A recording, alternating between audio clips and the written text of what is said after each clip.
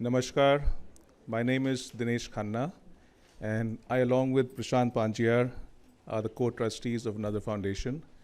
And we, along with the rest of our Delhi Photo Festival team, would like to welcome all of you on the first morning on the inauguration of the Delhi Photo Festival. Thank you very much for being here. Sorry about the delay. But like I said, that's part of our tradition, and certainly on the first morning, we make sure that we don't start on time. So we've lived up to that part, and hopefully we'll live up to some of the other expectations you have from the festival as we go along. You will find that you will recognize the DPF team, which is the festival team really, by looking at faces which seem like they've only had a few hours of sleep in the last few days. Those, I promise you, are volunteers and photographers who've been working on putting this festival together. It's the tradition in India to start anything auspicious or new with an invocation. Usually a light or a lamp is lit, but we don't want to do that.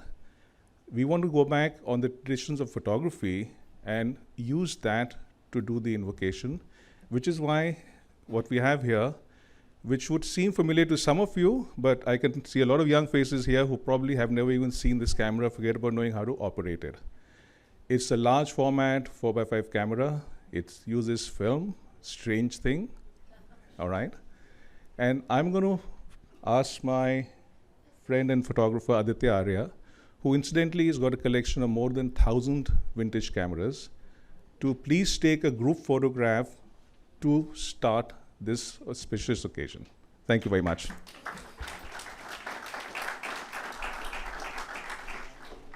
And I just want to make another point here. The Delhi Photo Festival, by nature of the fact that we only show bodies of work and photo essays, is therefore about slow photography. Whoever's work is being shown here is normally a project which probably has taken at least a few weeks, if not a few months or a few years. And we wanted to hark back on how even a single image was made, even till about a decade ago, with cameras which used film. It asked the photographer to deliberate and be more contemplative and be slow in the process of creating a photograph. And if you notice, that's what's happening right now here. Dhruv Malhar is taking a reading, which would look fairly strange to a lot of young photographers. You need to take readings to be able to shoot a picture on film. This is not digital. It can't be post-corrected. What you get is what you have, all right? So we want you to be patient and understand the process, because this is the process of also putting the festival together. It's a slow process. It's a deliberate process. And like with film, which can have blemishes and faults, so can the festival. So forgive us for any faults you'll find. We'll make it better as we go along.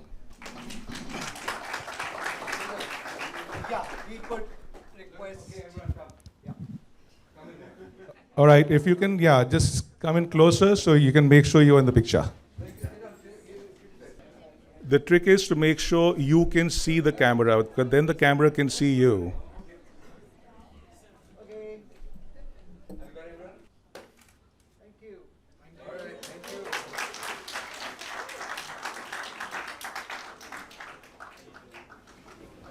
you.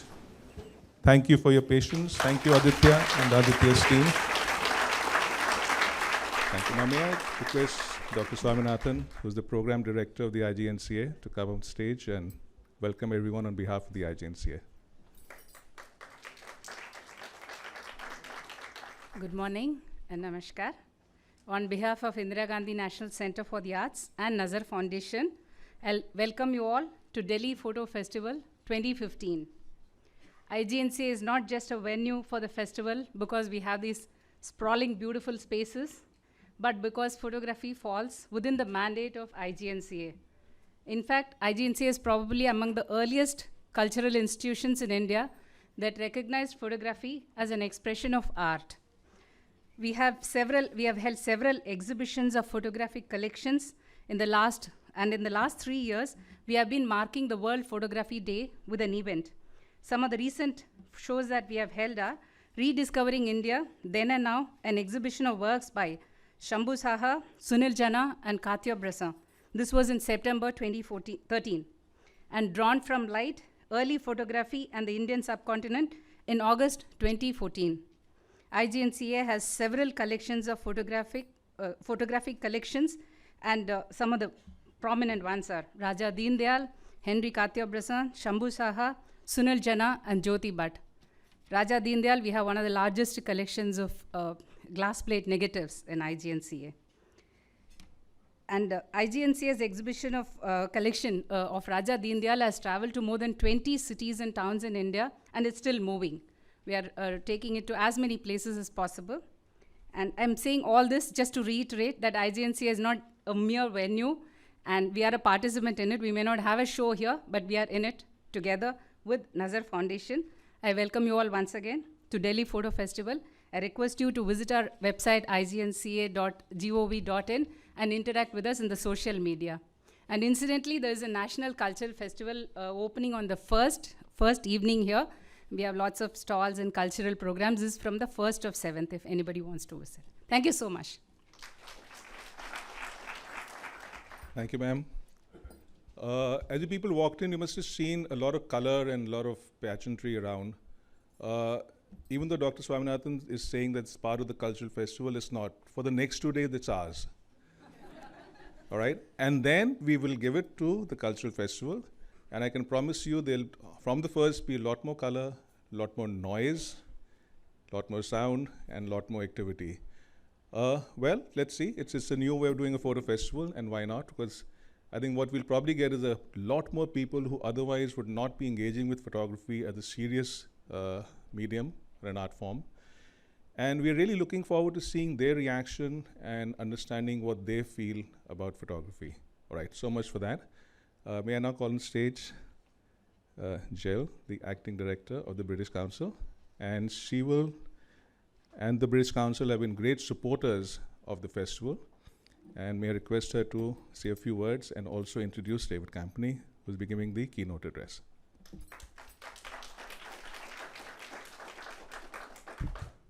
Well, good morning, ladies and gentlemen.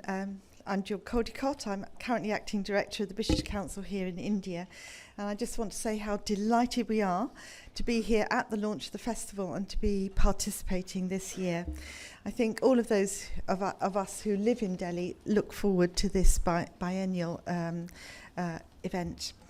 So just to tell you a little bit about the British Council, we're the UK's international organisation for education and cultural relations.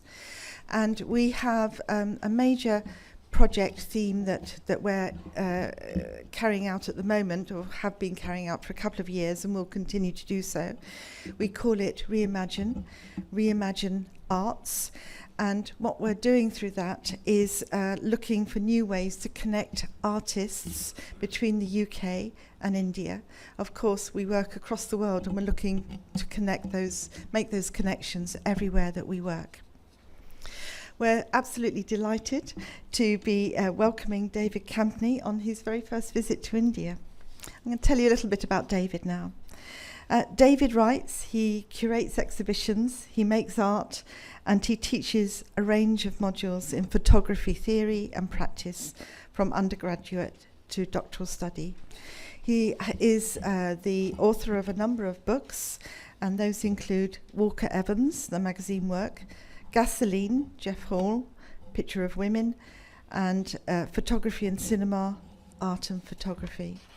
He has also written for a number of magazines, which I'm sure you're very familiar with: Frieze, Photo Works, Aperture, Source, Art Review, the Oxford Art Journal, The Philosophy of Photography, and Tate magazine, among others.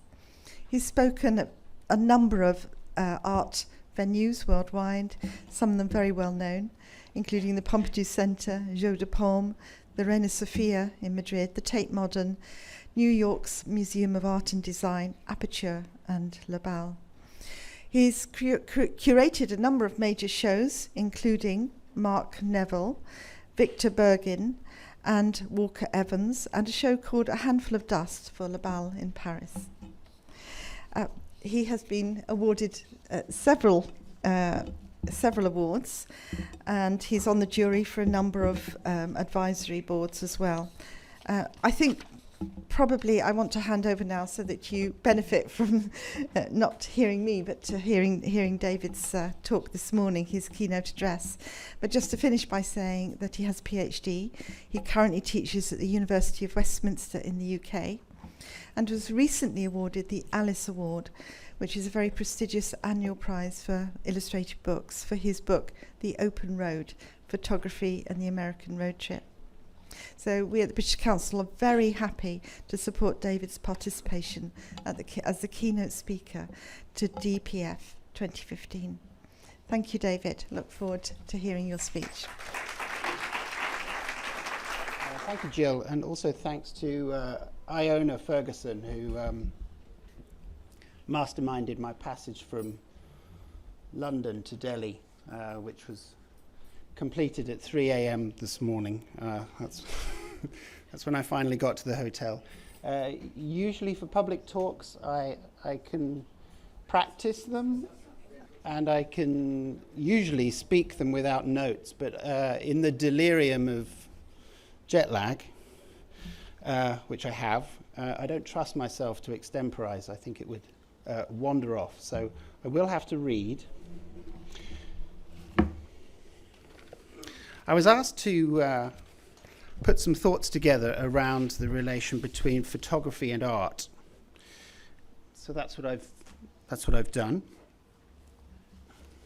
Now, I think I should say first of all that festivals of photography really only exist because of the crazy enthusiasms and extraordinary hard work of those who organize them. If you put a festival on, the odds are always stacked against you. It's always an uphill struggle. And all those who attempt to organize a festival are to be congratulated, thanked, and indeed cherished. I've been involved in a number of festivals over the years, and I'm always struck by the kind of grassroots level of enthusiasm without which these things just wouldn't happen. So I do congratulate you all for putting the festival together. I hear there was quite a lot of work, even last night. Now, you'll have to forgive me for my rather parochial views. Although I'm here in Delhi, I'm not one of those globe-trotting art world types who claim to have a grip on what's going on everywhere. I think there are concerns in photography that are international, but there are also concerns that are very local, and you could see why that is. You know, a camera depicts what's in front of the camera, and what's in front of the camera doesn't go on everywhere, although some things do go on everywhere. Now, I think there are many ways to think about the artistic identity of photography, and that's what I was asked to talk about. There are also many ways to think about the views that image makers who engage with photography in and as art have of what they're doing. And there are many ways to think about how viewers, critics, and curators relate to it all. It's a big, generous, messy field. Or to put it another way, it's a festival. At their best, festivals of photography are where you go to experience the richness and the complexity and the contradictions that always seem to come with the photographic image.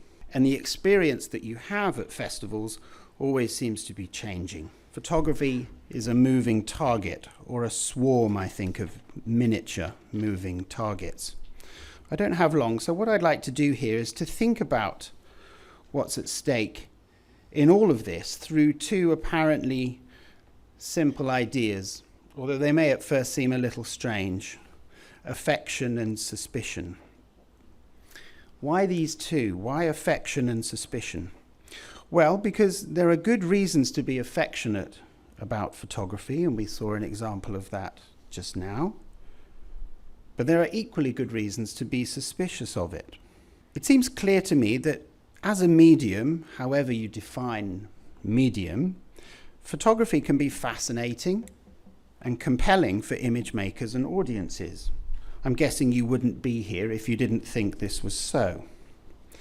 But as a mass medium, in the hyper-commercialized service of all that is shallow and exploitative and distracting in contemporary visual culture, there's plenty in photography to be suspicious about. Let's call it the corporate military entertainment complex. This complex has the capacity of the ruling order to establish agendas, establish the consensual categories, and the means by which our visual culture is legitimized and governed.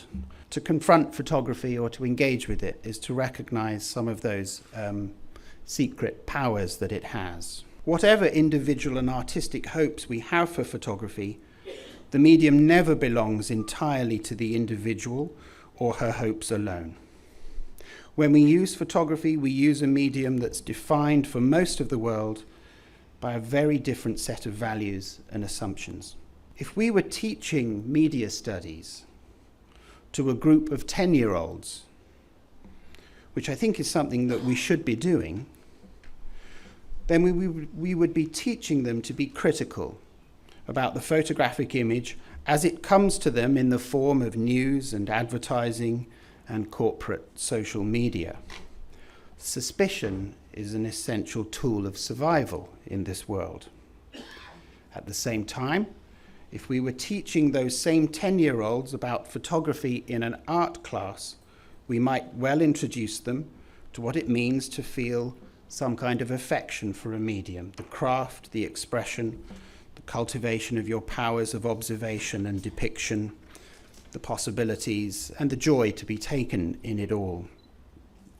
But we probably wouldn't want them to ignore the lessons learned in their media studies classes at the same time.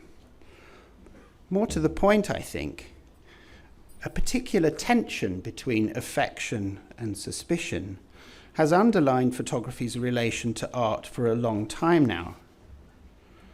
I thought I'd just pick the most obvious example of this, and it's the one that comes up very often in the histories of photography that are published worldwide. As is often repeated, in the 1910s and the 1920s, the vanguard photographers in Europe and North America broke away from their associations with conservative painting, along with their anxiety about the document character of their medium. Instead, they embraced the look of photography found in the rest of culture, the snapshot, reportage, fashion, the still life, the scientific photograph, the archival image, and so on. This move away from the kind of salon painting version of photography to a kind of more modern and worldly one reconnected photography to the complex and contradictory social life around it as never before. And in doing so, it put art into a new set of relations to the world of the mass media and the illustrated press. So we have here a couple of images from camera work, Alfred Stieglitz's journal based in New York. And you can see quite clearly that move from a kind of imitation of salon painting, picture by the Hofmeisters, to Paul Strand's picture called Blind Woman from 1917. This shift also let in a new wildness and unpredictability into photography. The machinic and automatic character of the image, raw evidence, and all manner of unexpected encounters. It also meant that photography was committed to operating and responding to a world that was and still is changing very fast.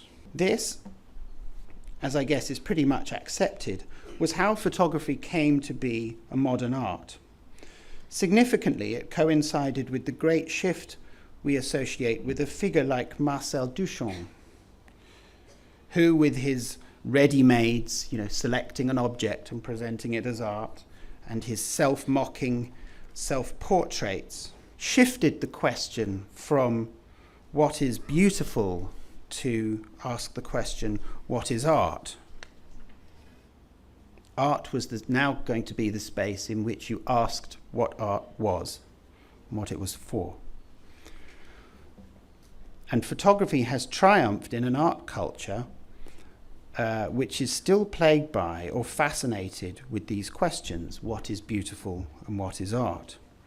And they map quite well, these two questions, onto the ideas of affection and suspicion. What is beautiful? Affection. What is art? Suspicion. To ask what is beautiful might put us on the side of affection, and to ask what is art might put us on the side of suspicion. Photography began to be important to art precisely at the point when we began to wonder what art is in the modern world, and what its differences are from all the other fields of photography, be it advertising or fashion or reportage. Let's go back even further. Let's go back to ancient Greece. It's always the ancient Greeks, isn't it? No, it's not the allegory of Plato's cave with the shadows flickering on the wall, which comes up in so many discussions of photography, most famously, I guess, in Susan Sontag's book on photography. Instead, I have in mind a very early encounter between affection and suspicion in art. In his Historia Naturalis, written between AD 77 and 79, Pliny the Elder describes a painting competition. Everyone expects this competition to be won by the much celebrated painter Zeuxis. Now, it's a story that's only a paragraph long. I'll put it on the screen. You don't have to read it. I'll read it. I put it on the screen because if any students want my PowerPoint afterwards, you're welcome to it. You don't have to write down notes or anything. So this is what Pliny the Elder describes. The contemporaries and rivals of Zeuxis, he's the celebrated painter, were Timanthes, Androcydes, Eupompus, and Parrhasius. The last, Parrhasius, entered into a pictorial contest with Zeuxis. Zeuxis represented some grapes, painted so naturally that the birds flew towards the spot where the picture was exhibited. Parrhasius, on the other hand, exhibited a veil, drawn with such singular truthfulness that Zeuxis, elated with the judgment which had been passed upon his work by the birds, haughtily demanded that the veil should be drawn aside to let the picture be seen.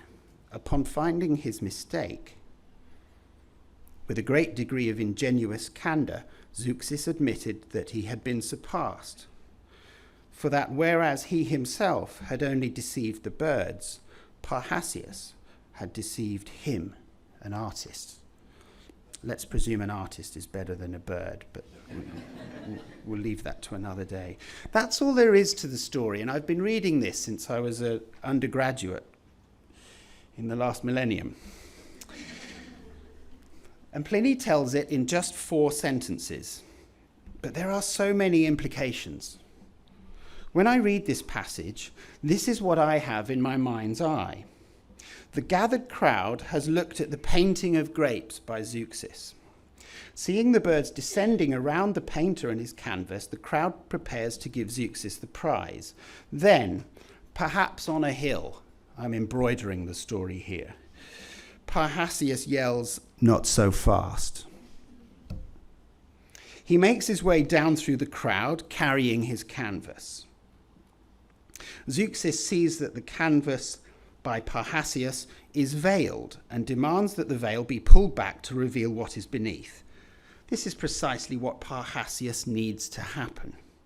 He requires the atmosphere of charged anticipation, a bit like the opening of a festival.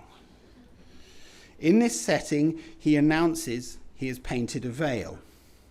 Now, I suspect that if the paintings by the 2 men were simply presented side by side, Zeuxis would have won a rather boring competition about accuracy. Technically and traditionally, he probably was the better painter. But Parrhasius is thinking not just about the image, but about the particular theatre of spectatorship that surrounds a painting competition and the presentation of art. We might say that Parrhasius creates a specific and novel situation, the intervention. He's that most modern of things, an interventionist. He's a trickster. He's interested in subverting expectations and desires in that moment. It's not about how accurately you can paint. It's about how accurately you can judge expectations. It's a bit like stuntmen in the movies. They don't really look like the actors for whom they are substituting, but in the flow on screen, it doesn't seem to matter. As the stuntman Bob Simmons once said, Bob Simmons, the man who used to stand in for Sean Connery in the James Bond movies, and he looked nothing like him.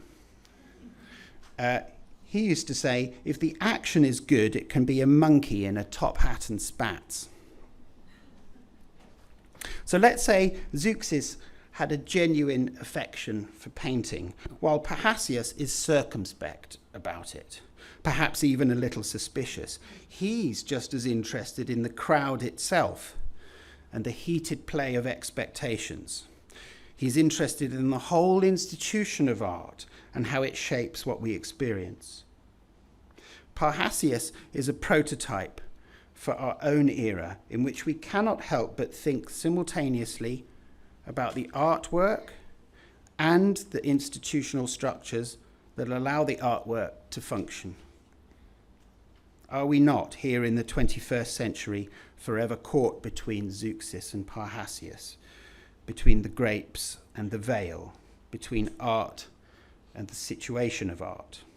Their differences foreshadow the way that the culture of art often feels as if it's forcing us to choose between, say, a figure like Marcel Duchamp, who I see as a kind of Parrhasius figure, playing with expectations, and a kind of master craftsman of the pictorial arts like, say, Picasso or Matisse, or let's be more photographic about it, between, let's say, Henri Cartier-Bresson and Andy Warhol,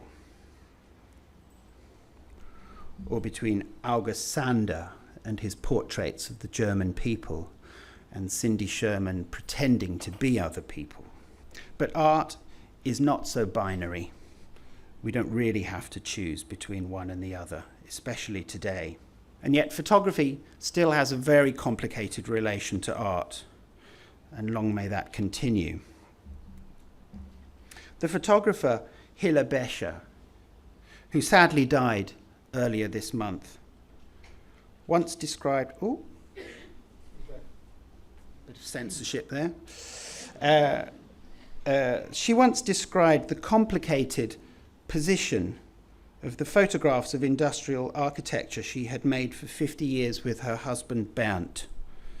They travelled all over Europe and North America photographing industrial architecture. And the art world got interested in their pictures in the late 60s and early 70s, at the same time that the world of architecture and architectural historians were interested in these pictures. And she said, I was always very happy with the borderline existence which our works have had. For a long time, they were just on the edge of art, and there was a very constructive discussion about this borderline, whether photography belonged to art or the sciences. The Becher's photographs seem to have wandered into art from somewhere else, but that's what made them important to art. Hilla Becher points us in those remarks towards the idea that no medium is contained by art entirely, least of all photography. This is partly because photography still has so many functions outside of art, but mainly it's because of what I earlier called the document character of the medium, which can never really be erased or superseded. It's always there. This document character conditions photography's various relations to art to this day. In many ways, you don't have to worry about being arty. Just do good photographic work and the art part will take care of itself. In 1970, the Bechers published the first book of their work, which was called Anonyme Sculpturen, Anonymous Sculpture. The title made an explicit connection with the kind of minimalist art that was in vogue at the time, particularly in North America. which used industrial materials and unadorned industrial artifacts like bricks, boxes, fluorescent tubes. Also, their work was aligned with what came to be called conceptual art, a very sort of cold, anti-subjective, slightly bureaucratic kind of practice. Now, reflecting on the relation between documents and artworks in 1928, the German critic Walter Benjamin assembled a very, very intriguing list of 13 propositions, which he put together as binary pairs. And we can look at some of these. It's from a little-known piece that he wrote called 13 Theses Against Snobs. I don't even pretend to understand why it's called that. But what he's trying to think about is, what's the difference between an artwork and a document? An artist makes a work. The primitive expresses himself in documents. The artwork is only incidentally a document. No document is as such a work of art. The artwork is a masterpiece. The document serves to instruct. On artworks, artists learn their craft. Before documents, a public is educated. And so he goes on. I don't need to read them all. The artwork is synthetic, an energy center. The fertility of the document demands analysis. Let's jump to number 13. The artist sets out to conquer meanings. The primitive man barricades himself behind subject matter. Although not entirely consistent, these binaries do express the idea that the artwork and the document may coexist but will remain irreconcilable. Did Benjamin have in mind two separate and distinct categories of objects? Artworks over here, documents over here? Or more radically, was he proposing that art and document might be two potentials of the same object, as in photography, perhaps? He didn't say. Photography has made its strongest claim to art not by choosing between these oppositions, but by dancing across the differences, by insisting on having it both ways, by putting itself forward as both artwork and document, picture and trace.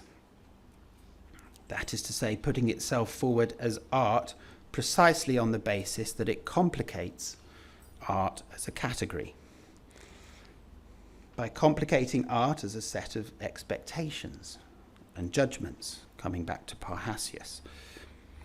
Photography is the exemplary medium for an art culture that no longer knows what it wants from art. Or more radically, photography is the medium for an art culture that knows that art cannot be separated from the rest of life, but still wishes it to be at least a little bit separate. Although photography may well matter as art as never before, to paraphrase the title of a book by Michael Fried, there can be no unified assessment of exactly how it matters. And this lack of unification, I think, is somehow implicit within the medium itself. There is much talk of art now being in a post-medium condition. And in this condition, there are just contemporary artists. In many ways, the decision to identify with this general term, rather than photographer, for example, is a symptom of the attitude that emerged in the 60s and is now commonly accepted. An artist can use any medium they like. They need have no loyalty and no commitment to a medium or a métier. By contrast, the old-fashioned modern artist, or the sort of mediumist artist, let's put it that way, although it elevates the idea of the singular and autonomous artist, does so by elevating the idea of the singular and autonomous medium with which the artist and the audience are expected to identify, for which they are expected to feel some kind of affection. Here the artist is first and foremost a practitioner of their chosen medium. The artist makes the best work they can in their medium, and the art part takes care of itself. I think this is what Man Ray meant when he suggested that photography was not art, but it was an art. In other words, there were no modern artists in the generalized mixed medium sense that we now have contemporary artists. If you were or are a modern artist, you really are a modern painter, or a modern sculptor, or a modern photographer, and so on. It's only when art's mediums begin to be mixed or appropriated or treated as less than separate, or even regarded with suspicion rather than affection, that the general idea of the contemporary artist who makes contemporary art begins to take hold. I guess that's a legitimate position, but it is only half the story. It's also legitimate to have a commitment to a medium in the sense we associate still with old-fashioned modernism.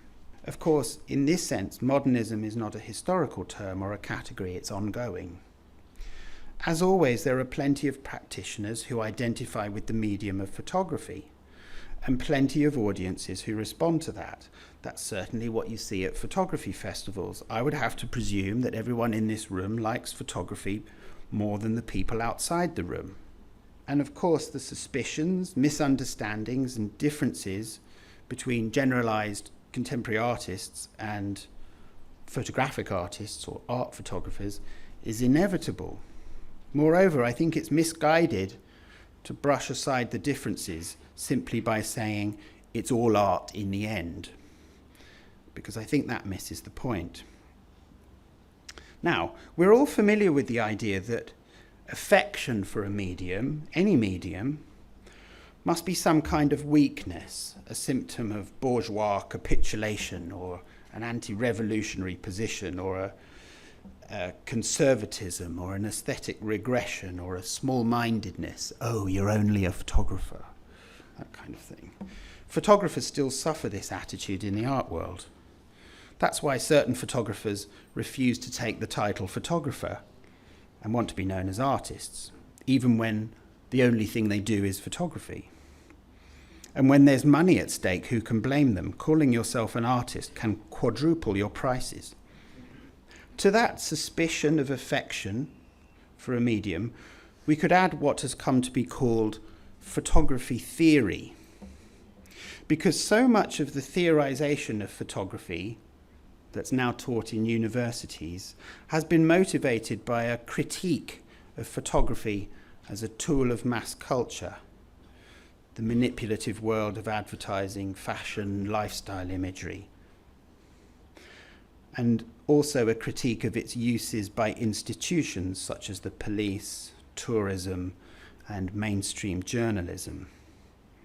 I guess, if we went back, the tone of this suspicious writing was set very early on by Roland Barthes, firstly in his book Mythologies, which was a collection of essays written in the 50s for a French newspaper, which were critiques of the way mass culture works. Then came a number of essays unmasking the manipulations of popular culture in the 1960s, where he made close readings of the claims and conventions of news photography, advertising, and the cinematic image.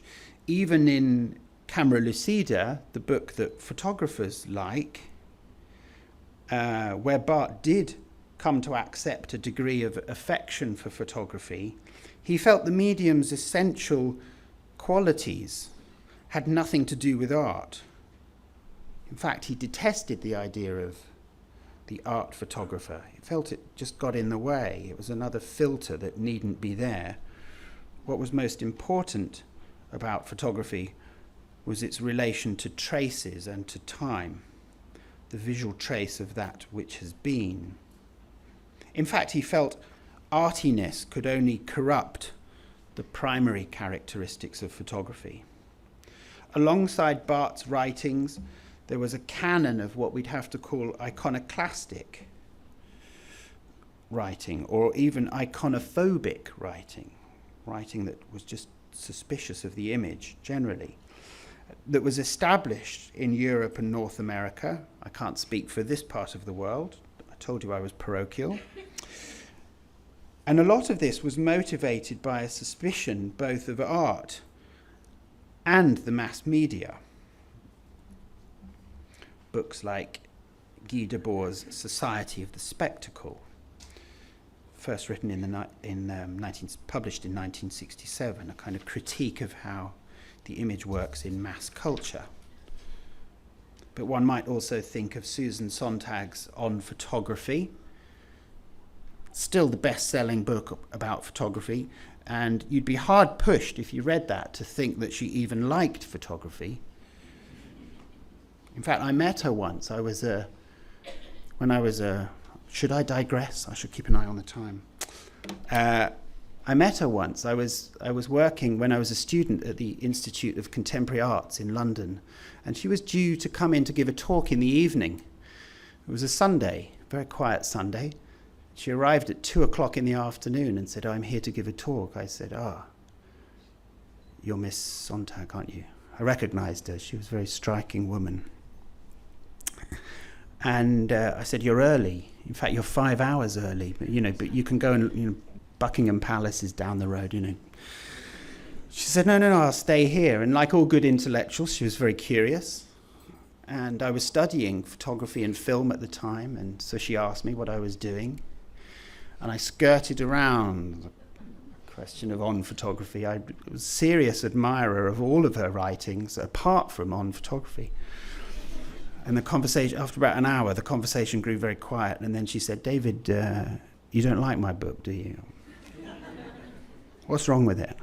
I said, "Well, you don't like photography very much." And I said, "More to the point, there are no images in your book." And she said, "Oh, well, that's to do with, copyrights, and we wanted to make the..." I said, "No, it's not." I said, "You just didn't want them in the book. And I think if the pictures were in the book, you'd have written differently." And then she was a very honest woman. She said, "No, you're right." She said, I was more interested in photography than photographs. I was more interested in photography as such than the specifics of images. And she said, in fact, I wasn't even able to write about specific images very well. That's a very particular skill and craft. But she said something very nice to me. She said, "Well, maybe one day you'll write a book called On Photographs, or maybe you'll write a book about a photograph," which I did end up doing. So I actually thank her for her suspicion of the photographic image. All of these kinds of writings, I think, still remain the basis of the theory of photography that's taught in art schools and a few of the photography schools. But the aesthetics of photography are barely considered.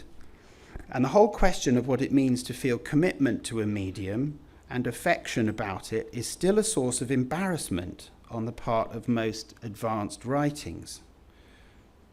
It's as if to admit affection for something would automatically mean you'd lost your critical faculties. "I just like photography." My view, and I emphasize that it's only my view, is that suspicion without affection leads to cynicism, and affection without suspicion leads to sentimentalism.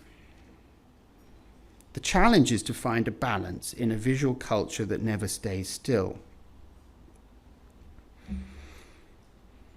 Let me move to one of the supposed sources of the suspicion of photography. That there are just too many images in the world. Maybe I should say it like that. It's become a cliche, I think, to speak of there being too many images in the world. I think most of us have caught ourselves saying it or thinking it at one point or another. But who knows what's the correct number of images? If anyone tells you there are too many images, ask them what the correct number is. Of course, it would be absurd to even suggest a number, but I think the complaint misses the point. I think it's in the nature of images, all images, any image, to offer us too much and too little. images exceed meaning in ways that are unruly and even treacherous. But they are also elusive and enigmatic. René Magritte called it the treason of images. This is why the image world is so bound up by the conventions of genre and the laws of language. Think of how in the mass media, the essential anarchy and ambiguity of the image always has to be explained by text and captions and commentary. But in the last instance, images remain ambiguous and anarchic. This is why they've always been a source of great affection and great suspicion. The anxiety that the world of images might disturb or distort civil society is familiar. How often do we hear that we are bombarded by images or under siege from pictures, as if somehow they were pursuing us, like some great semi-coordinated army? In our narcissism, we might delude ourselves that this is a new problem. This is our problem, affecting only us and only now. In fact, if you go back to the debates of the 20s and 30s, the decades that saw the birth and expansion of what we now call the mass media, you can find many writers complaining that there are too many images. We've had nearly a century of too many images. The arrival of photography in the 1830s and its subsequent development into a mass medium certainly introduced new problems, new pleasures, new affections, and new suspicions into the family of images. But these have only brought out the essentially unpredictable condition of the image as such. Over the last century, photography has become, I think, the exemplary medium for discussions about reproduction, about originality, about authorship, about anonymity, about authenticity, about documents, about quotation, about value, about democracy, and about dissemination, how images move around the world. Photography is the medium that prompted art to rethink what's at stake in all of those concepts, while proving itself to be the medium best placed to articulate and express them. Meanwhile, photography has also been an exemplary pictorial art, the art of depiction. And the pictorial has its basis in the essentially affectionate matter of depiction. I think depiction is a matter of affection. And because it's affectionate, the pictorial remains a regular object of suspicion on the part of the various avant-gardes and the critical theories of photography. Do we need to be caught in that binary the whole time between affection and suspicion? Well, I've noticed that photographers and writers on photography often use the word fascination. Rereading my own words for today, I noticed that I've used it a few times already myself. And I make no apologies for that. Certain subjects for photography, or ways of taking photographs, or ways of experiencing photographs, or just thinking about them, may strike us as fascinating. Or maybe we just find the medium fascinating, whichever. The American critic Max Kozloff once wrote a very fine book titled Photography and Fascination. I ought to try and prompt someone into reprinting it. It's never been reprinted. He didn't really explain why he used the word fascination, but in reading his book, which I think is one of the best written on photography, it becomes quite clear how significant fascination is and how particular it is to photography. To be fascinated is to be captivated, compelled, absorbed, beguiled even. And so perhaps fascination itself can prompt us into the contemplation of the whys and the hows of photography. I think fascination is its own form of criticism. Occasionally you come across a photograph and it just fascinates you, and you come to reflect upon why that is. And I think that's an extraordinary force and possibility, and it's very distinct to photography. Fascination is a response that to some extent is beyond aesthetic judgment, beyond any distinction between visual pleasure and visual displeasure, beyond affection and suspicion. To be fascinated is to be seized, to have one's critical faculties suspended, if only temporarily.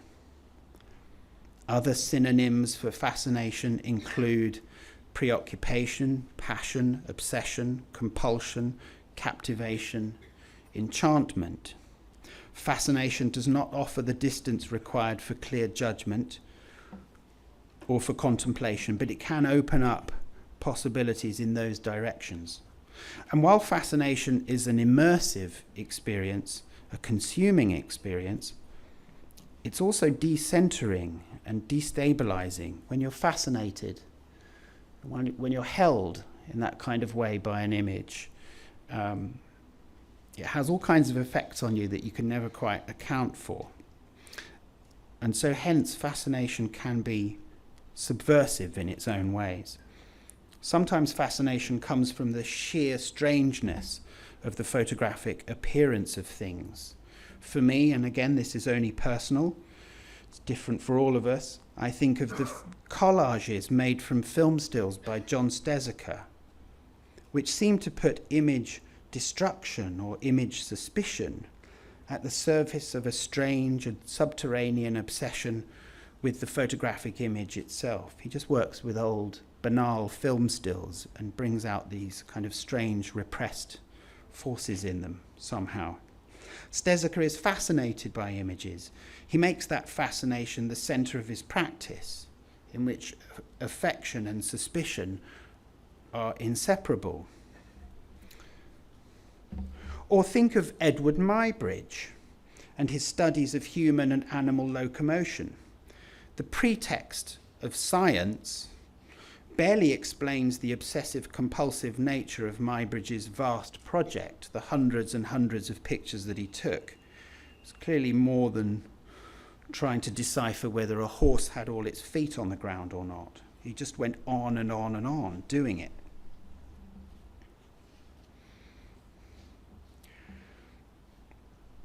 And it doesn't explain the obsessive-compulsive appeal that his pictures make to us to look and keep looking for whatever it is we wish to find or experience, be it knowledge or some kind of voyeurism. Few bodies of photography have had more influence on the art of the last century than Muybridge's studies. But who cares whether Muybridge's work is art or not? It seems entirely beside the point. Or think of Jeff Wall's picture from 30 years ago called Milk, with its weird white eruption that cannot really explain itself, but is so vividly there. Transformed and yet documented as only a lens and a fast shutter speed can. That exploding milk is a bizarre patch of semi-controlled chaos, a patch of pure fascination amid Wall's arty composition. That photograph by Jeff Wall might fit into an expanded definition of what has come to be called street photography. Why would I suddenly bring up street photography? Well, it's often remarked that street photography is the only genre entirely specific to the medium, while photography borrows and interprets and mashes up all of art's other genres, landscape, still life, the portraiture, the interior, and so forth. It has added this one of its own. There is no street photography in other media. Strictly speaking, what is unique about it is not really the street as such, but the way the camera encourages the possibility of hunting for pictures.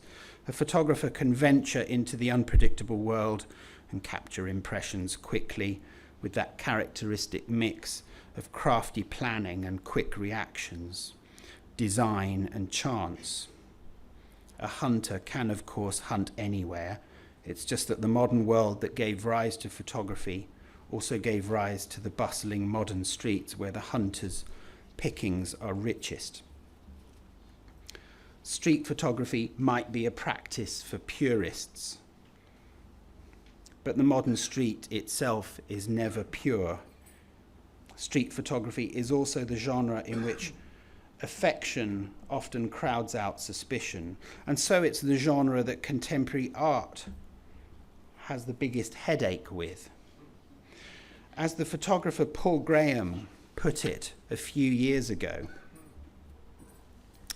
the problem is that whilst you can discuss what Jeff Wall did in an elaborately staged street tableau, like Milk, which I just showed you, which is a staged picture, how do you explain what Gary Winogrand did on a real New York street when he just took the picture, or for that matter, what Stephen Shaw created with his deadpan image of a crossroads in El Paso? Anyone with an ounce of sensitivity knows they did something there, and something utterly remarkable at that. But what?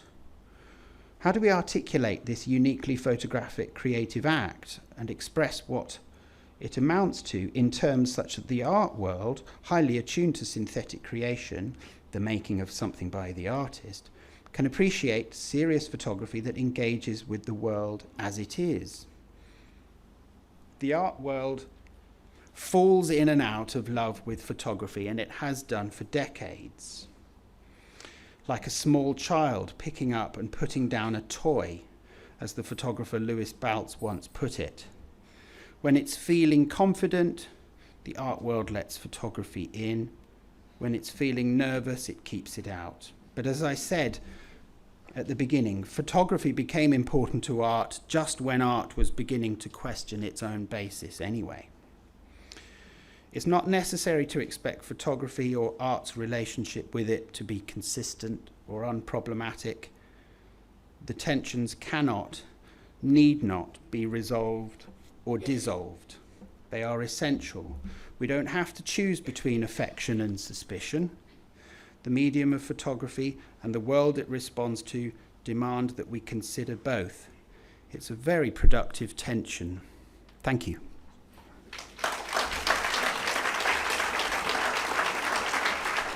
Now I'm going to call on Vivan Sundaram and Devika, who's hiding behind this pillar, or am I hiding behind the pillar?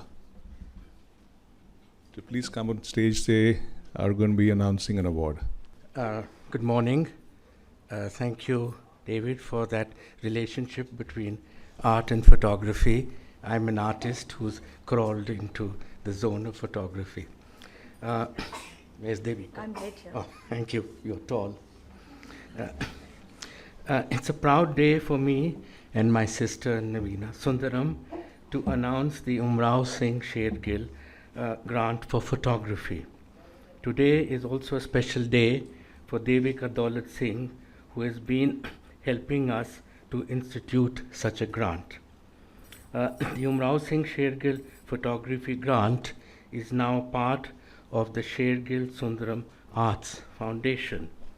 We are honored that to make the grant for photography public at Delhi Photo Festival, and to announce both alongside the foundation SSAF, and we hope you'll hear of SSAF for many decades to come.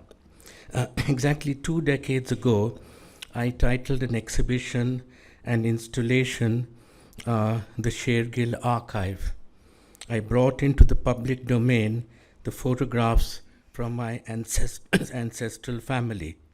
Today, Umrao Singh Shergill is acknowledged to be one of the pioneers of modern Indian photography, alongside his more famous daughter, Amrita Shergill, one of the pioneers of modern Indian art.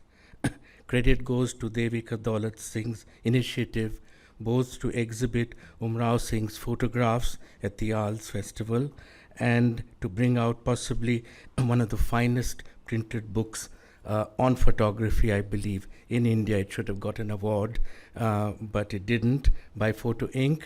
And the book is here, and I think you'll have a bookshop in the festival, and we'll give you a special discount for it. Just very briefly, the Shergill Arts Foundation, SSAF, shall carry forward the legacy of scholar and photographer Umrao Singh Shergill, 1870 to 1954, his daughter and a pioneering figure of modern Indian art, Amrita Shergill, just from 1913 to 1941. She died when she was 28.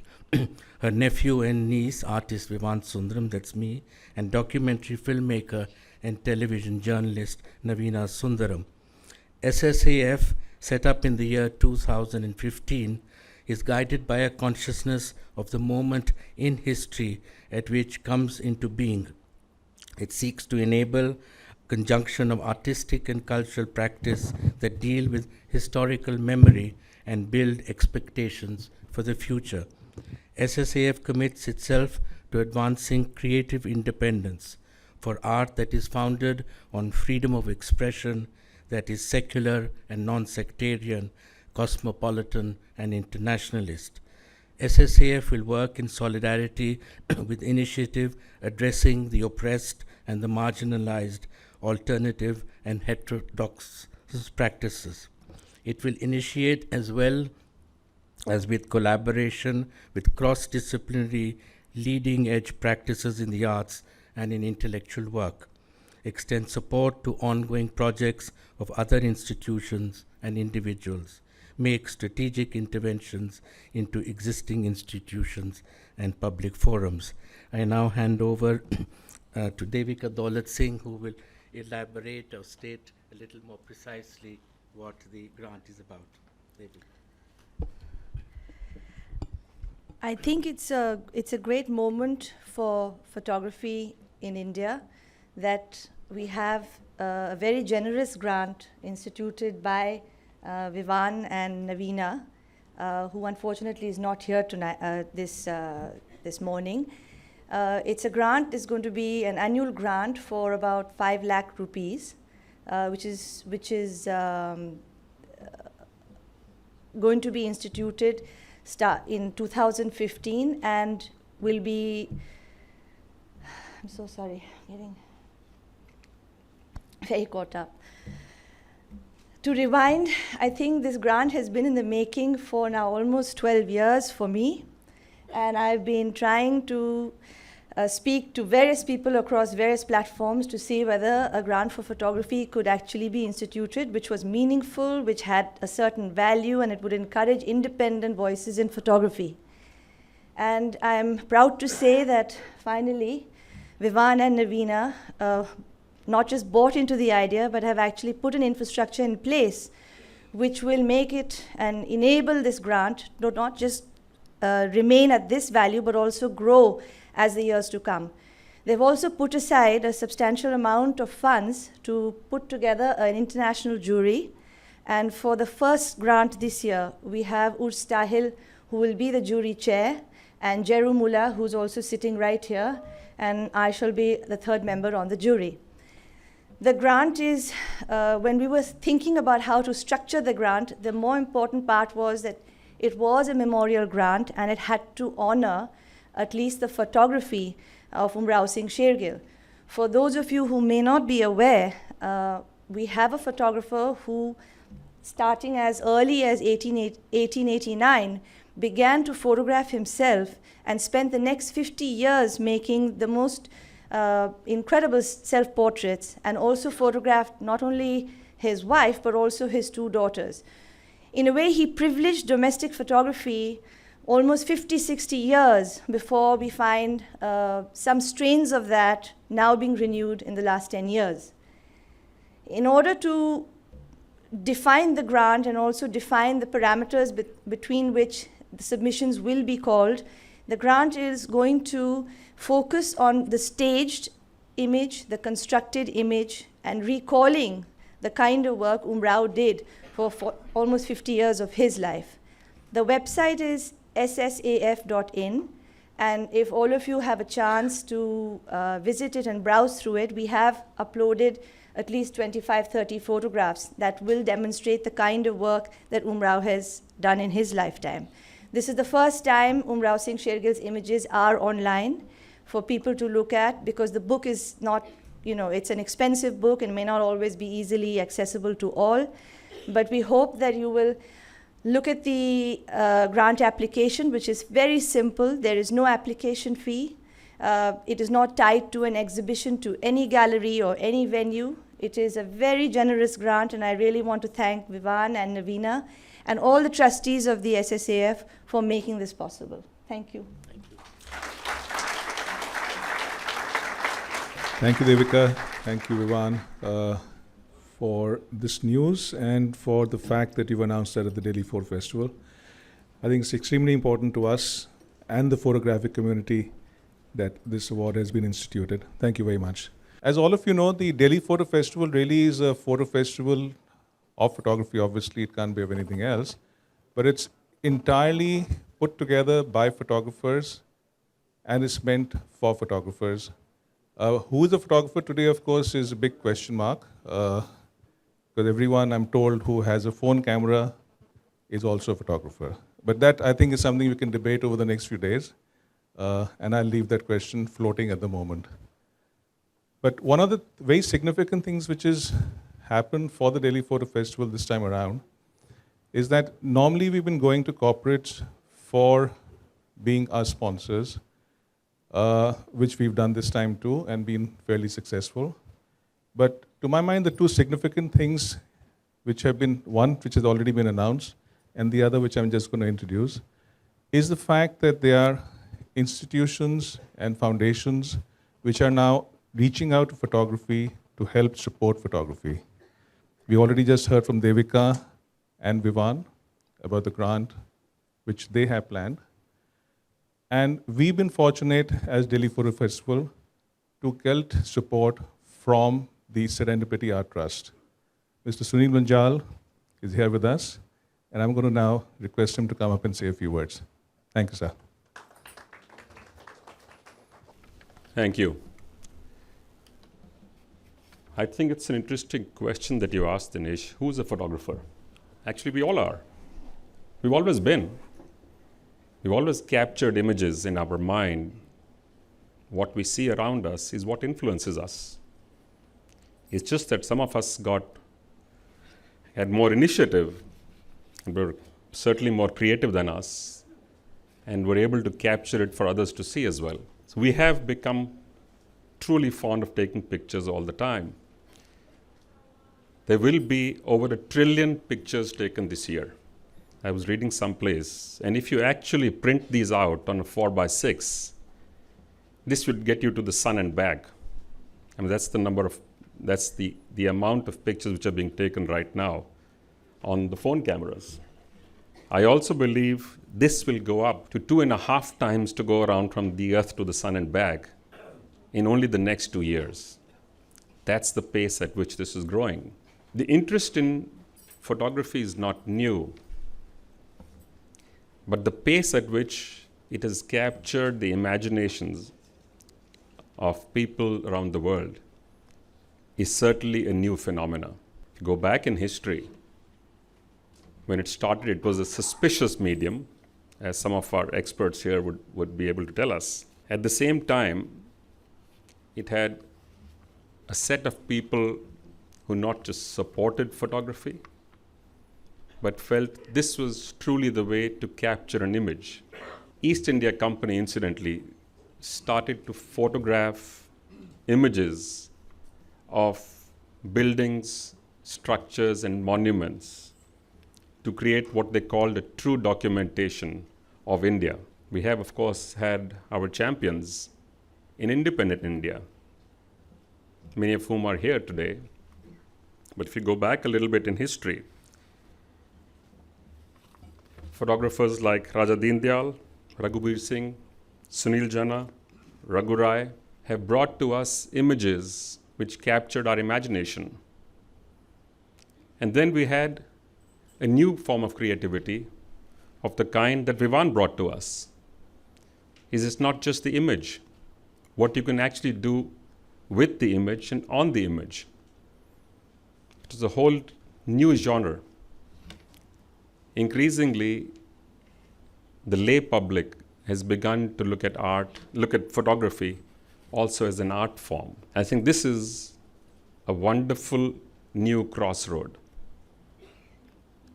for somebody who's not an expert like myself. I enjoy art, and increasingly I find in photography an art form which is both fascinating and intriguing. Of course, you have the ability to turn out multiple images now to satisfy the needs of many, many more people. I think what you do here is an absolutely outstanding job by bringing together all the players together at one place and set up the festival by the photographers themselves. My compliments and congratulations to the organizers. I understand it's not just 1 or 2 days. It is a near 10-day festival, and a large number of experts are coming and also delivering talks and lectures. This is what I liked about what your foundation is doing. Some of us have been discussing this for a while, that we have such amazing quality of art available in India, but not enough propagation, not enough connections with what's going on in disparate parts of the country. We are attempting ourselves to try and see if we can connect the dots between some of these, and which was the idea of getting involved in some manner here and in a few other initiatives.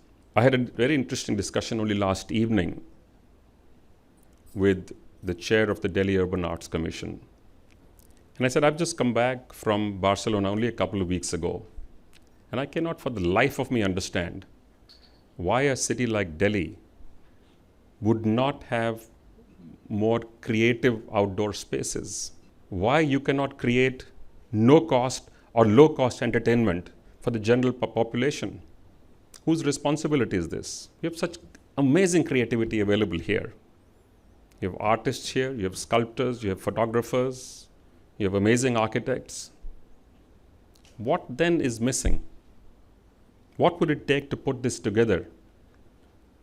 To create that nice creative benches on the street side, to have parks where you can sit down and appreciate what's going on around you. Traffic lights, street lights. I actually got a picture of some interesting street lights in Barcelona. Each one is like a piece of art. It is actually a sculpture, by the way. At the bottom of the street light, they put a bench. Why does it have to be boring? And I think it needs for all of us to think a little bit about this. So what we are attempting ourselves is in the places that we are at, our homes, our offices, our factories, to try and make them a little bit more creative. When we opened our plant in Haridwar, which was a few years ago, we created the world's largest green roof. The collateral benefit was that the plant inside, the factory inside, is 4 to 5 degrees warmer in winter and 4 to 5 degrees cooler in summer for everybody to work. The new plant that we started in Neemrana generates 2 megawatts of power from the roof of the building from the solar panels that we've installed. And the space underneath the solar panels has been used to grow plants and food through hydroponics. So all the food that gets cooked inside the cafeteria is actually grown on the roof of the building. When you drive into that plant, I don't know if any of you have been there, it doesn't look like a factory. So it's actually called the Garden Factory. It's the greenest automotive plant in the world. So what we've attempted to do is make it pleasing, make it sustainable, make it green, and at the same time, energy efficient. It is eminently possible, I think, if we apply our minds a little bit, to turn both our public and our private spaces into something which is much more pleasing and certainly more creative.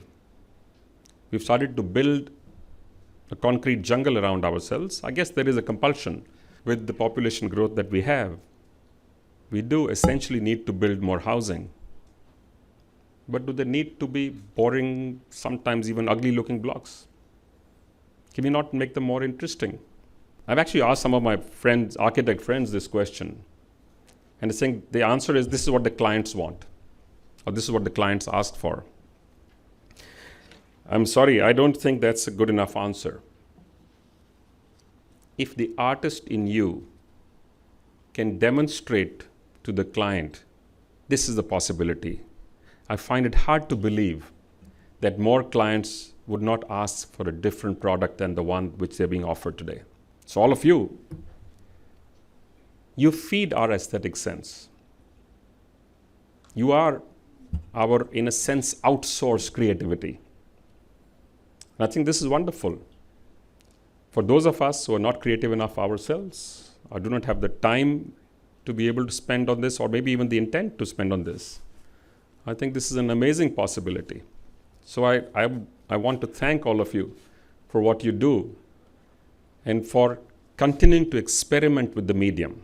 I think this is a medium which is not often recognized, or certainly not recognized enough as an art form until recent times. Some of you, of course, have been working for a very long time and doing some absolutely amazing work.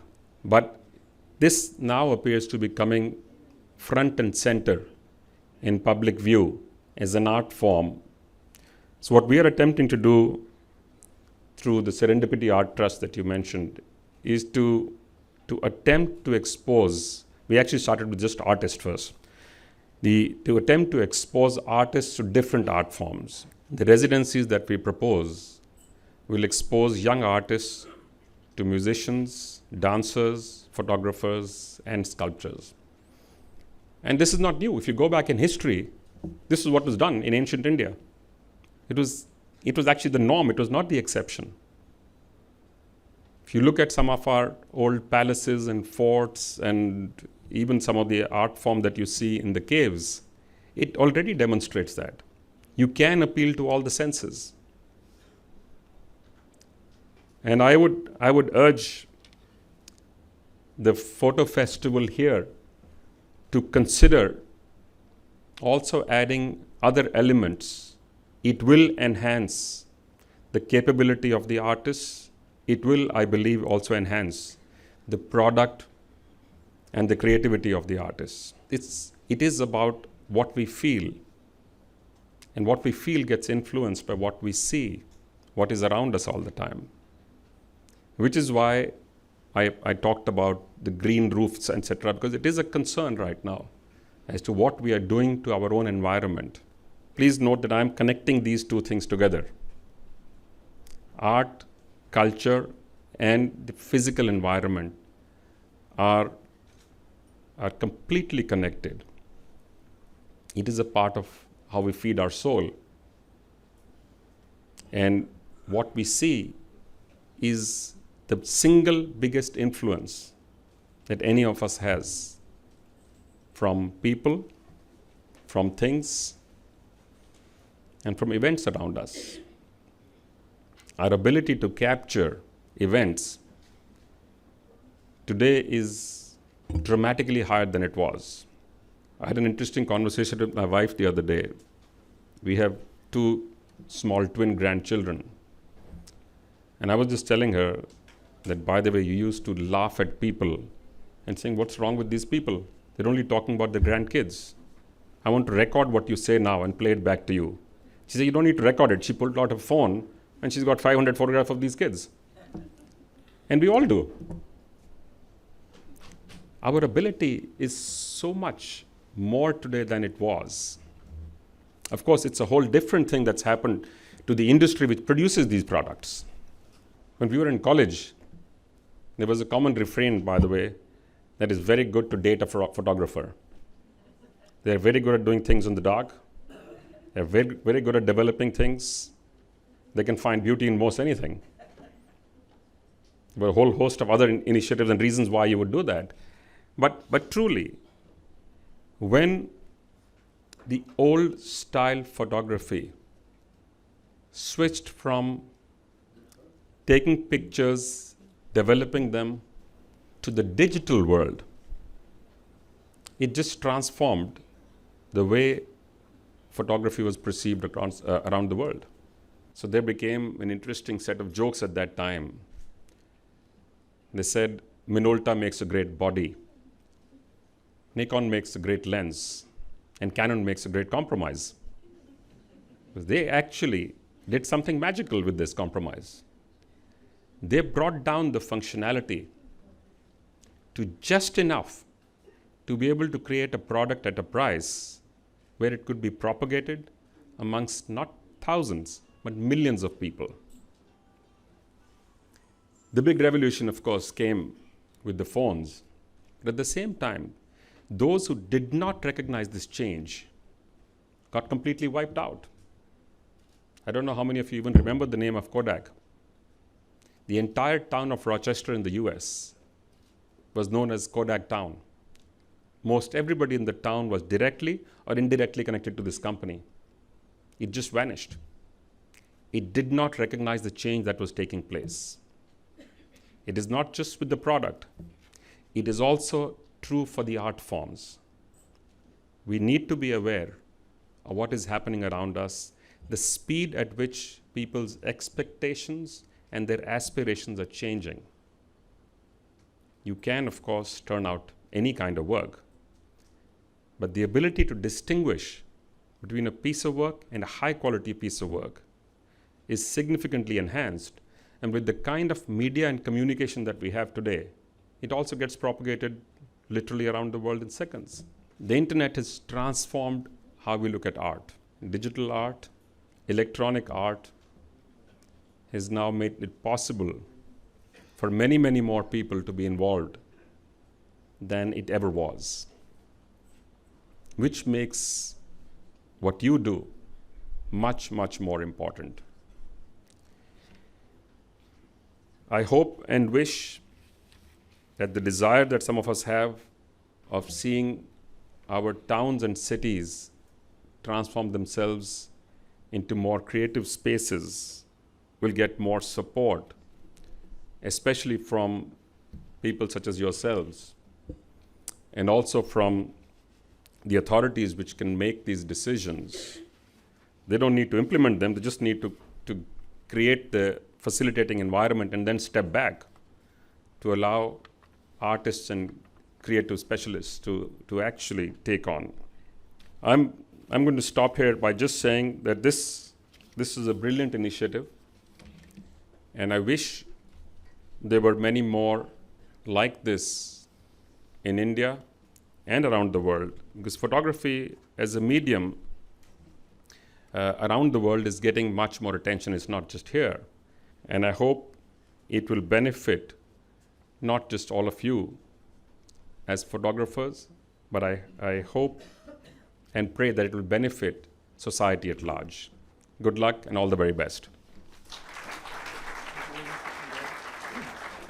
Thank you, sir. Thank you, Mr. Manjal, not just for your support for the festival, but also for your thoughtful words. I think they definitely ring a bell for a lot of us here in the audience. And now I'm going to call on, and I can get a bit emotional about this. It's Mr. Raghu Rai. Sir, I can't say anything more. He's the person I've looked up to all my life. Thank you very much, all of you, and especially my first editor, Mr. Kuldeep Nair,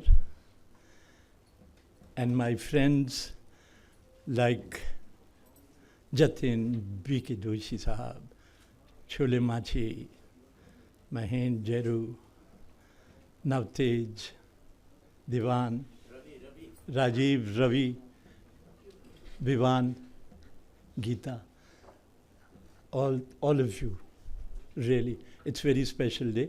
I think I'm still waiting for Kuldeep Nair ji was my first editor, and I learned many things. I'll give you a brief detail of those. And Arun Puri was my last editor I worked with. So I have invited two of my editors to launch a magazine because by accident or by choice or by sheer need, I have pronounced myself as an editor for the time being.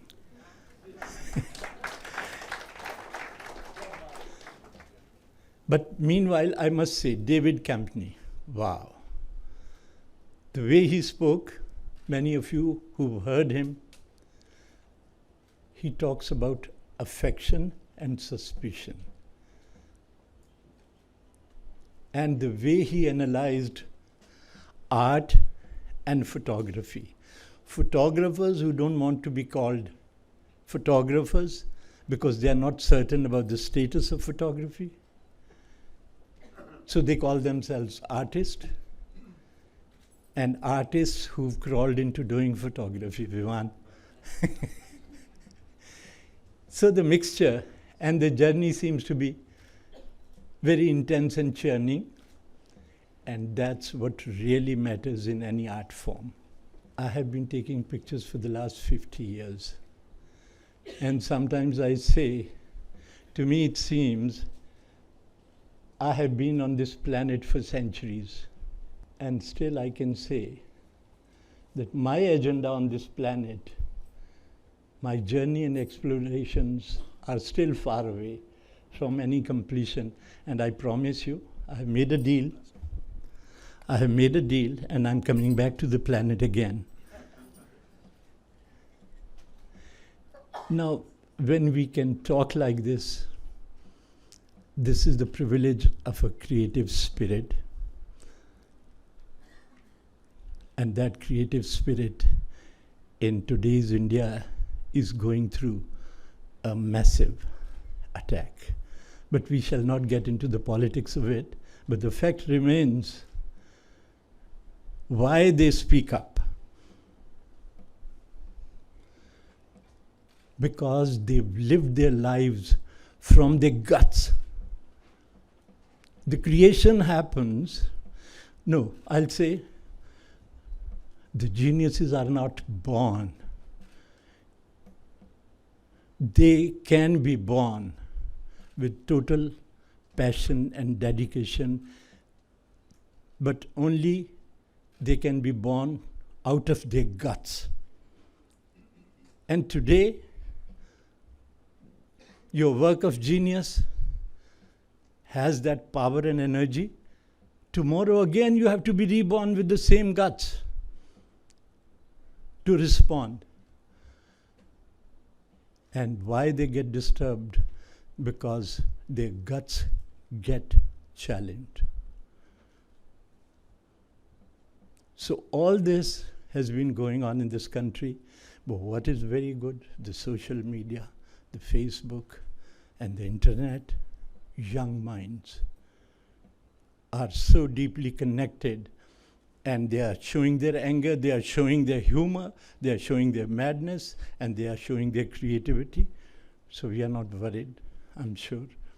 We'll rise again, and beyond any point we shall. And the way David spoke this morning, he has clarified the conflicts between many genres of photography. He has also clarified what is an art and what is not an art, and does it really matter beyond a point if it is art. So all this has been going on, and meanwhile, you know, I have been watching photography scene very closely, because even today, when it comes to photography, that little child in me springs up again. But this child has the head of a man who's grown and explode at his own cost. So when they work together, they want to speak different things at different times, because that's the need of the time. And also, I know for sure the kind of photography I'm doing, or the kind of photography anybody else is doing, is not the ultimate. The other day we were joking with some friends having our drinks. Jatin Das said, "There's nothing absolute in this world." I said, "There is." He says, "What?" "There is only one thing absolute, which is vodka." As we love our drinks. So I said, so this is the extent, we have to learn to live, man. But the only eternal and absolute thing is the change is inevitable and eternal, and it must continue to happen, and we must have the ability to get into the spirits. Hi, Rajiv, come. So I think, I would request Kuldeep ji to please come to the stage. And your presence is so special to me. Way back in 1965, a young photographer, I had no idea what photojournalism was. I had no idea where photography was. But I had an editor who was warm and sensitive, and who was committed to the causes of the day. Fearless, and without any attachment to any political party or a system or ideology. He fought for all that was important in those moments, required by the nation and the rest of the world. And even during emergency, he stood up. And the things we did were so amazing that eventually he was sent to jail. And he's the kind, he's taught me how to be honest and committed to what the situations, the way they speak to you and what they demand of you. In journalism, we don't have to be loyal to any political party or ideology. That's what I learned from him. You have to be loyal to the truth of the situation, the way it speaks to you right now. And then I had a great innings of 10 years. In Statesman, they used to print small pictures. And my news editor, Mr. Sharma, was a very sensitive man. And will call me, he'll say, Raghu, today we don't have anything big happening. So there are 2 small stories, 1 double column picture and 3 column picture. And I used to shrink in myself. I say, hey Bhagwan, ye newspaper mein hum kya karenge? No space for photographs. So, but what I learned was that nothing in this world was big or small. Everything should matter in that given time. So I'll go to a situation, even if it's a small story, I'll work hard, I'll work my guts out, come back, and then make a print of this size. So I walk into my news editor's room, and from distance he'll say, Raghu, I told you, it's a small story. We needed 2 column picture. So I would say, Sharma ji, take a look. So he'll look at the photograph very carefully. That was something very precious, that he looked at every inch of space as a sensitive person. Then he'll look at it and say, yes, Raghu, this is a good picture. So shall we make it 4? I'll say, Sharma ji, this is a 6 column print, Okay, we do it 5 columns. And Kuldeep ji was always there to support me in all my ventures and madness. And this is how I grew up there. And then after 10 years, then I worked with other newspapers and magazines to cut it short. Then I moved to India Today, my old friend Arun Puri. I don't know if he's got stuck in the traffic or whatever. And Arun, being a young man who had started this magazine called India Today, and they didn't know the definition where they will take it. And eventually the way he positioned it so quickly, within no time, then he was looking for creative, dedicated people in different fields and things. And then we were 4 or 5 of us, different editors, get together and discuss and debate and charge it up. And there I learned the business of doing a magazine. So here we are today, that looking at the scene, well, thanks to digital technology. I don't know whether we should thank it, because digital technology has converted everybody into a photographer of some kind. And the technology is so flawless that you put your camera on autofocus, auto exposure, a flawlessly well exposed picture appears. Nice colors, everything. So everybody thinks, my God, there you are. Everybody is a photographer. And as David said, you know, that these millions of photographs and this bombardment of imagery of all kinds, which needs to be filtered out and understood in its right perspective. So I also remember, I'm sorry to say this, but I have to because this is something very precious to me. When we were growing up as photographers, there were various photography magazines. Unfortunately, many of them have died down. But there used to be a photography magazine called Amateur Photographer from England. And our elders used to tell us, this is not the kind of photography and magazines. Happy, snappy, colorful, pretty stuff. And this bombardment of imagery on internet, on Facebook, on everywhere, in many of the publications, is a repetition, reproduction of all that which has gone on forever.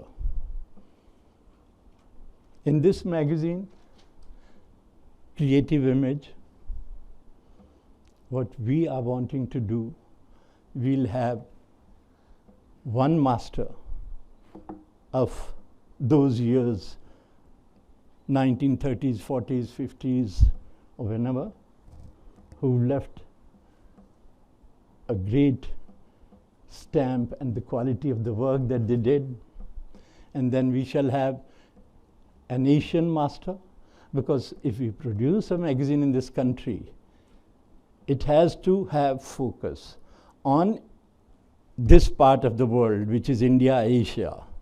And I want it that our young photographers in this part of the world get a forum where we can print for them what is relevant, what is meaningful, and what it costs to produce an image of its kind. There are two very fashionable things in photography today. Art photography. People photographing broken walls, rusted junk, and exaggerating on digital files and call it art photography. And there is another style which is coming into fashion, archival works. Somebody's archives, 40 years of work has been found. What is the relevance of that archives? And what are these forms and textures and colors which we call fine art photography, which doesn't have a pulse of its own that can survive for itself and speak to you in any way? It does not. And archival photographs can have, well, a historical reference, well, so-and-so with so-and-so. But is that enough? You see, we had men like Henri Cartier-Bresson come to India, and this man, a grand legend, had traveled to different parts of the world at a time when that nation was going through huge turmoil or changes, and he'll make sure that he gets there on time. And so he came to India at the time of partition. Margaret Burke-White came to India.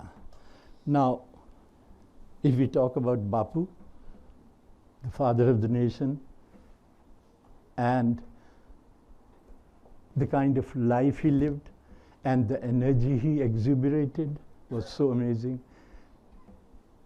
And Pandit Nehru or Sardar Patel, when you think of these great leaders of yesteryears who were responsible for creating new India, the only images you remember are Margaret Burke-White, Bapu on a wheel, or Bapu in meditation.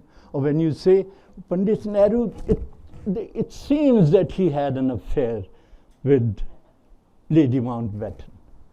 But when you look at his photograph of Edwina and Panditji, sharing a joke and laughing their heart out, and Lord Mountbatten looking away somewhere else. You see, it's living beyond information. And that is the purpose of photography, to capture the essence of it. So these are the kind of people, their archives have so much more meaning today. But not because so-and-so was standing with so-and-so and this is how it looked. You know, the fact remains also, like, I mean, there are so many changes happening in photography. The conceptual, the experimental, and the rest of it that's going on.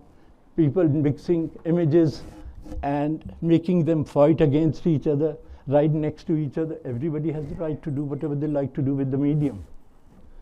But it has to come from certain depth of civilizational depth, you know, or understanding of who we are, or who we were and where we are going.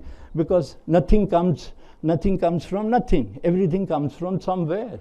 And it has to have its birthplace and its origin and its value system.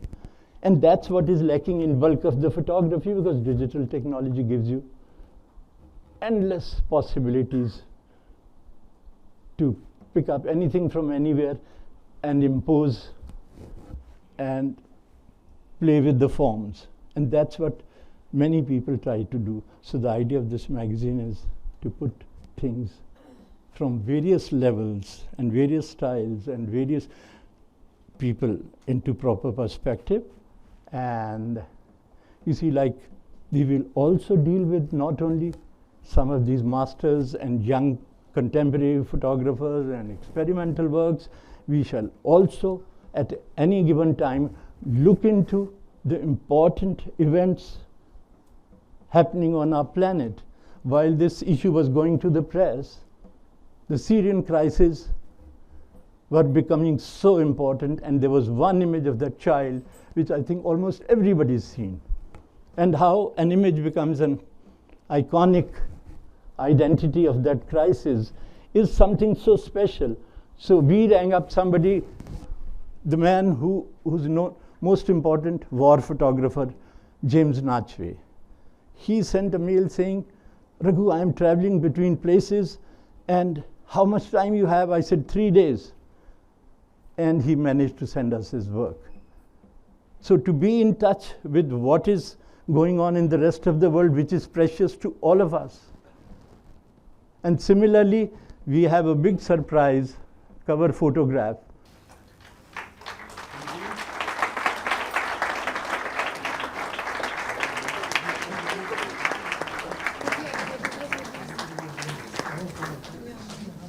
Wapis daliye. Arun hasn't seen it, so he doesn't know. Nobody has seen it, okay? Hey, sorry. I've been lost in this complex. Achha, now you have to remove the other shawl from the photograph. Baby, yahan se uta.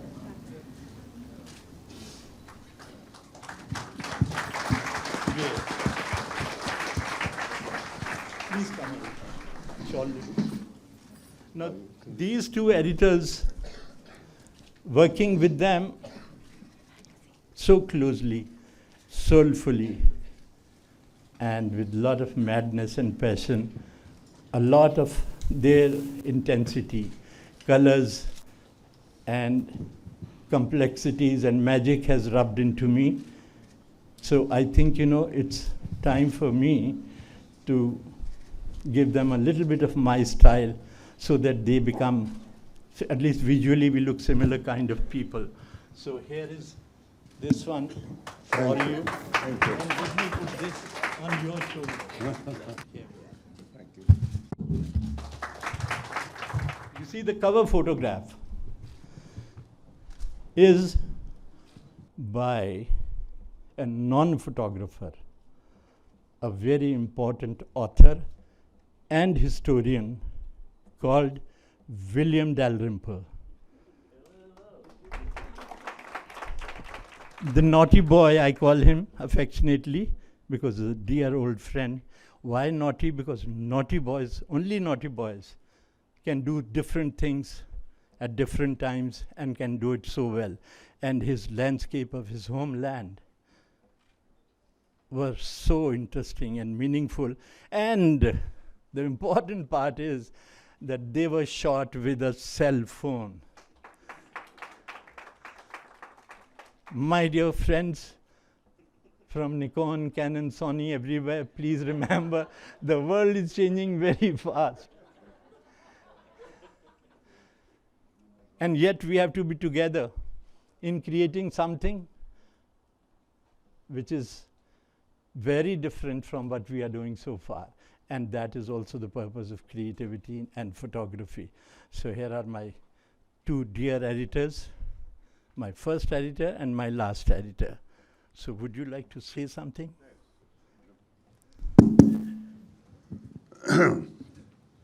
Friends, I have the privilege of discovering Raghurai and giving it to India and beyond.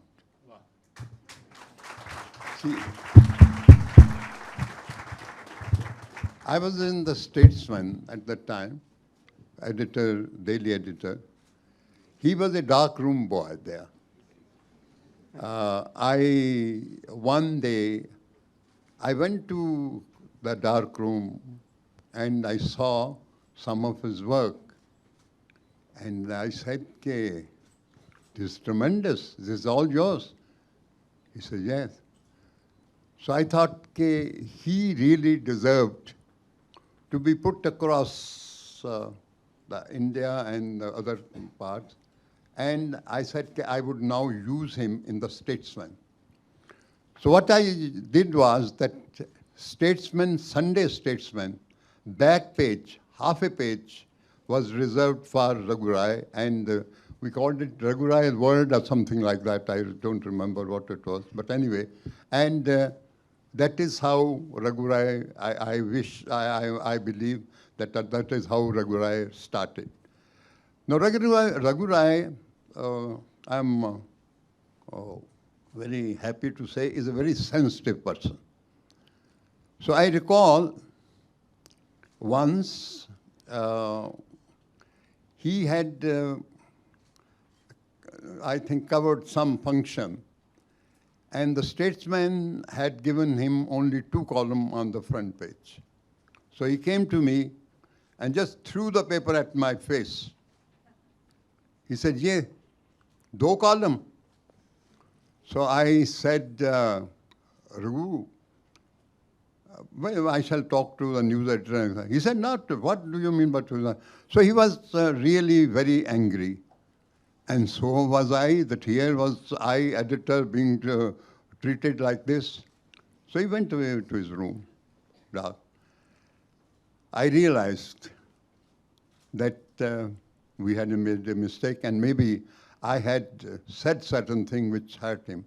So I went to his room, this dark room that it was, and both of us embraced each other and really cried.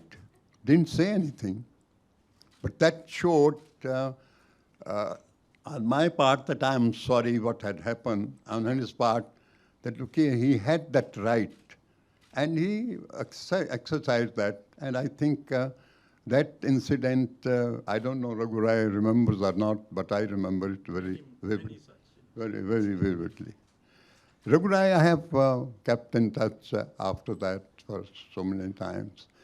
But what really is, I don't want to say for the sake of saying, that the Statesman, Sunday Statesman, was really, was selling because of really Raghurai. Because all Sunday Statesman, half a page, back page. I saw this thing had been done by Sunday Times in London. So I don't say it was my idea, but I just liked that, and we saw. So I think that thing spread, and it's Calcutta. After all, Statesman headquarters was Calcutta. Calcutta was not very enthusiastic about using him. Well, because, but other pictures they used, but they didn't use that half a page. But what I want to say about Raghu is, you can say lots of things about him, that he's an artist, really. Photographer is there, after all, but he's an artist. And I was surprised when I was India's High Commissioner. There was a world photographs, the best for world photographs. And I found 2 of Raghu Rai's pictures in that gallery. So it was a tremendous thing. I did not know. I just went around to see, but and I told Raghu Rai later that, look here, I saw 2 pictures, 2 photos of yours. Raghu Rai, as I said, is very sensitive, and all artists are. But what the best quality about him is that he continues to be a child. And I stand like a child. and so that kind of exuberance, that kind of enthusiasm, that kind of light in the eyes when you discover. So that is something, and he continues to be, as I said, till today, the same Raghu Rai I've seen.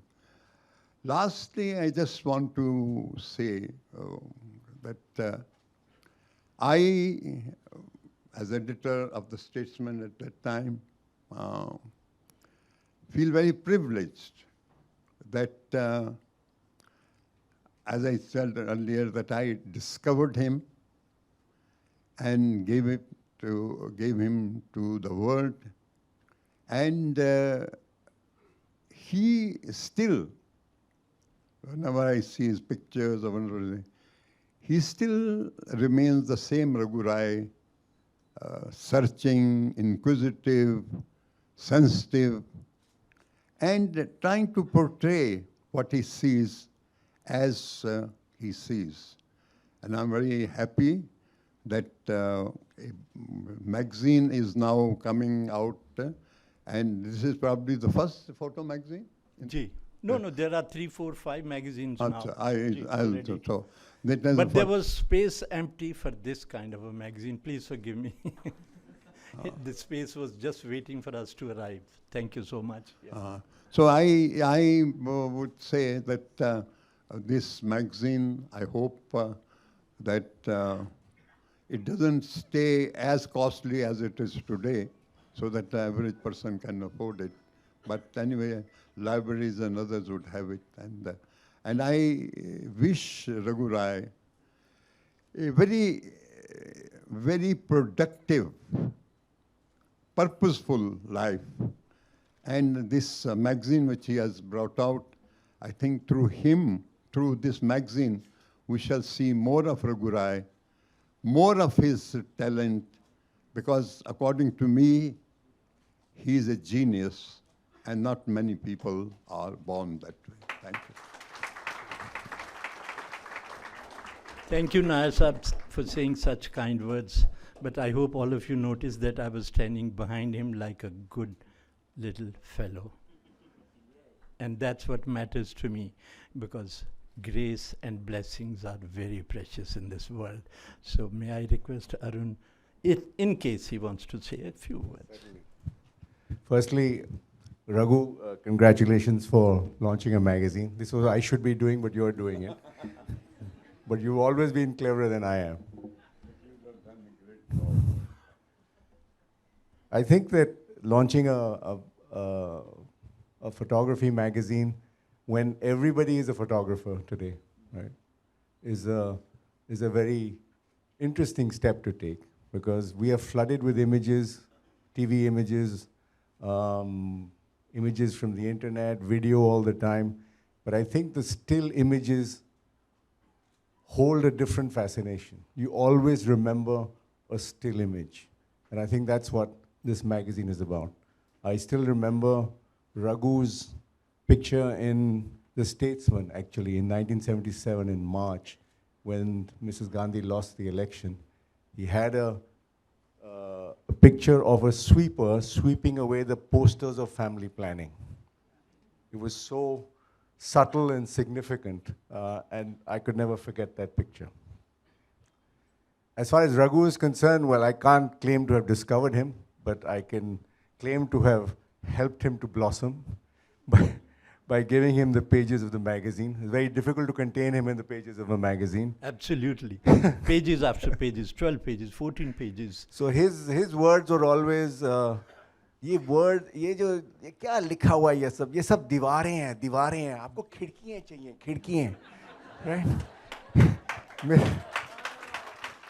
क्या भरे हुए दीवारों में मर जाओगे तुम लोग, मेरे को खिड़कियाँ चाहिए, right?